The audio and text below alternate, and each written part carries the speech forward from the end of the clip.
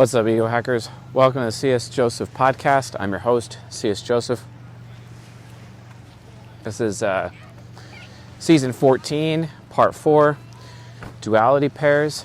And this is Episode 5, ESFJ and INTP Sexuality. Which, let's be honest, for some reason that people are just not aware of, they should be staying away from these relationships entirely. And it's not, and these episodes are not just for me to tell you yeah, stay away from them. It's more like why stay away from them, and then ends up what's actually happening. But seriously, stay away from duality pairs. Now remember, we've been talking about how there's colloquial duality and then actual duality. Actual duality, according to socionics, is what we call the bronze pair.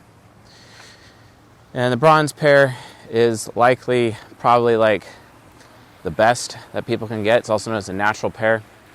And we discussed this also in Season 14, but behind the paywall. I believe that's Season 14, Part 3, known as the natural pairs. You can get that at csjoseph.life/members. Become a journeyman member, and you can watch that lecture series, that season. 8 episodes about natural pairs.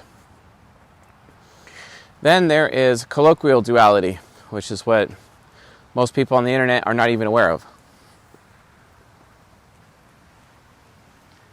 And those people on the internet just don't get it. They don't get it. Because for some reason, people, when they're talking about ESFJs and INTPs, they're saying that, hey, they're the absolute best pair for each other. And that is actually false. They are the worst pair for each other and should be avoided at all costs. Why is that? Because this is a camaraderie-based relationship. This would be a really good relationship for woman on woman as friends, because the camaraderie basically creates some kind of motif of decision-making of capability that women lack because they're very superior with their perception capability, versus men are the opposite, who absolutely suck with perception and are basically entirely oblivious compared to women. But they make up for it with having superior decision-making. So, that's why in My Big Fat Greek Wedding, women turn the neck while the man is the head. The turning of the neck is the power of perception, whereas the head of the man is the decision-making power or capability. That's basically the entire point, and it's actually spoken about in My Big Fat Greek Wedding.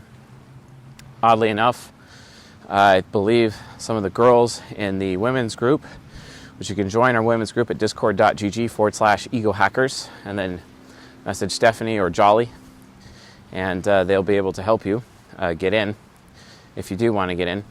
But I believe the girls are getting together to actually watch My Big Fat Greek Wedding, which, from my point of view, is actually a decent film, so definitely not a waste of time. And actually has some decent concepts in it when explaining how masculine and feminine energy actually works, dynamically in the course of relationships, which is great. Or you could just go to Reddit, where I'm quite hated, probably because that's where all the collective ignorance of the internet goes. And basically, when you're on Reddit, and trust me, I'm a hypocrite when I say that because I'm on Reddit too. So let's enjoy that self-hypocrisy there, Mr. C.S. Joseph. Let's enjoy that. Yep, calling myself out. Collective ignorance, right? So, ESFJs, INTPs, both of these types belong in the body temple. The INTP is a producer of touch. The ESFJ is a consumer of touch, in terms of their love languages, etc. Both have the same cognitive origin of discovery. It's all about exploration. So yeah, they could be like best buds, shoulder to shoulder, but definitely not face to face. There's no way these two types would be able to meet each other's sexual needs or their emotional needs, at all. Wouldn't even be able to happen. Slowly over time, the relationship would decay, and it would just fall by the wayside. ESFJ would get tired of the INTP trying to explore things in their basement, right? That's just a stereotype. But basically being a small explorer, while the ESFJ is looking for big exploration. And that intrinsic need for discovery will be limited by the INTP, because the INTP wants an ease of discovery. They want easy discovery. It's way easier to discover what's on World of Warcraft than it is to discover something that's in the wild, right? And that's ultimately where that comes from and what that's all about. ESFJs hate that. Like my grandmother, she's an ESFJ. She's still alive. She's 92 years old. Bless her heart. Definitely an amazing woman. Former Central Intelligence and very supportive individual. To the point of enabling deadly sin of gluttony, and probably one of the reasons why I struggle with gluttony personally throughout my life is as a result of the enablement that she gave me. But she didn't know any different. It's not her fault. She's just a sweet little old lady. She always has been. And she always just wants to care, wanting to be wanted, wanting somebody that she could serve, but then reward her for her service. She loves to be rewarded for her service, right? But guess what? INTPs do too. And because of that, these two types end up competing with each other for the same roles when it comes to a relationship. Take my grandmother, for example. Big exploration. My grandfather, which is like, okay, get in the car, we're going to go on a drive. She's like, okay. She gets ready, and she gets in the car, and they're off on a drive. About an hour and 15 minutes. 45 minutes to an hour and 15 minutes. Into the drive, she looks over to her husband, my grandfather's like, okay, so where are we going? And they had just left the San Juan Islands in northern Washington State, and he tells her, oh, we're going to Crescent City. And she's like, Crescent City? That's in California. He's like, yeah, we're going to Crescent City. And she's like, well, we didn't even pack. And he said, well, we'll figure it out when we get there. And she's like, okay. But that's one of her most treasured memories with my ISTP grandfather. He was always interested in going out of his way to facilitate exploration for my grandmother. Anytime that he'd see that she'd get stuck or stagnant, he'd just sweep her up off her feet and take her places. And with him. And that's what he did. And that's ultimately what their relationship was based on. It was definitely a pedagogue relationship, which is season 14, part 2. Also available in the members area, csjoseph.life/members. But overall, they had a great relationship, and he was able to facilitate that exploration for my grandmother. Well, you think an INTP is going to do that? Maybe the highest value INTP will do that. But most INTPs in general won't do that. They are often too stuck in their comfort zone. So an ESFJ would end up having a problem, especially when their expert intuition child is trying to motivate the INTP to actually do anything. And the INTP is like, nope, I'm good. And they just want to stay stuck, which then makes the ESFJ actually feel kind of trapped.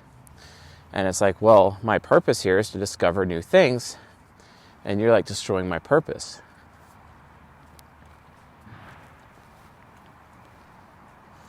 So this ends up creating a lot of conflict within the relationship. Now, functionally speaking, and that's from a cognitive origin perspective, right? Both of them also have the same deadly sins of gluttony, and they can compete for consumption. Both of them have generativity. They can compete with, who's more generative, who's able to produce more than they consume. And that is a serious, serious problem. The competition, right? But cognitive functions-wise, they both have the same functions in their function stack, just in a different order. The INTP, as GI Hero, is often at risk of using their extroverted thinking nemesis to stupid zone the ESFJ with TI inferior. And then the TI inferior ends up activating the extroverted thinking demon. And it just leads to fights over and over and over. What's worse, the extroverted feeling hero of the ESFJ is always trying to get the INTP to feel something, to value something. The INTP doesn't care about how they feel, nor will they ever care about how they feel. And that also leads to an emotional disconnection. Sexually, though, oh my God, what a nightmare. What happens when you put two canvases in the room with no painter? Literally nothing happens. Literally nothing happens. So in order for there to actually be any high quality sexual interaction between one of them, one of them would have to be drunk. One of them would have to use a depressant to cognitive transition them into their shadow, their wayfarer shadow, just to be able to have any quality sexual relationship within the context of their relationship. The reason why is they both have introverted sensing in their top 4, and extroverted sensing is very low. And for the INTP, it's a trickster. The ESFJ, especially if it's an ESFJ woman, will never ever feel fulfilled. Even though the INTP man may. And that would be a huge problem. And then also, the INTP would have a problem with the ESFJ because their FI nemesis is like so worried about their own self-worth, so worried about feeling worthy enough, feeling good enough. And the INTP will get frustrated because it's like, doesn't matter what good thing I do for you, you still don't appreciate what I do for you. You still feel bad about yourself. I can't improve you or improve your feelings, no matter how much you express them to me, or whatever you do. So I may as well just give up.